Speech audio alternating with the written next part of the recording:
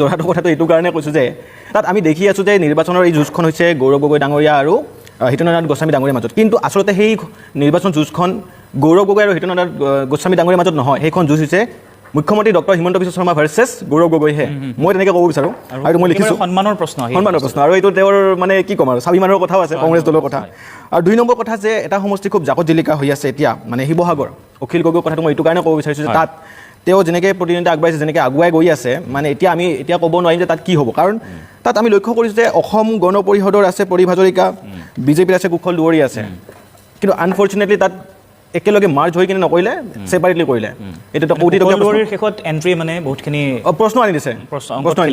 আৰু 2 নম্বৰ কথা যে মৰিয়নিৰ কথা, মই যোৱাকালি জ্ঞানশ্ৰী তেওঁৰ সেই চালোঁ আৰু মিডিয়া বাইটটো চালোঁ।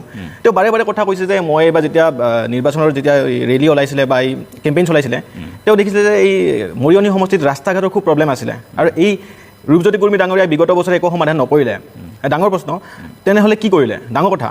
2 নম্বৰ কথা যে আগতে আমি লক্ষ্য কৰিছিলোঁ যে এই নিৰ্বাচনৰ সময়ছোৱাত বা প্ৰাক মুহূৰ্তত যেতিয়া কেম্পেইন হয়, ৰূপজ্যোতি কুৰ্মী ডাঙৰীয়াৰ মানে অলপ মানে একদম ফাটলামি টাইপ কথা হয়, মানে ফাল্টু ধৰণৰ কথা হয়। কিন্তু এইবাৰ নকৰিলে, লক্ষণীয় বিষয়। এইটো কাৰণে নকৰিলে, শিক্ষিত এগৰাকী যুৱতী আছে।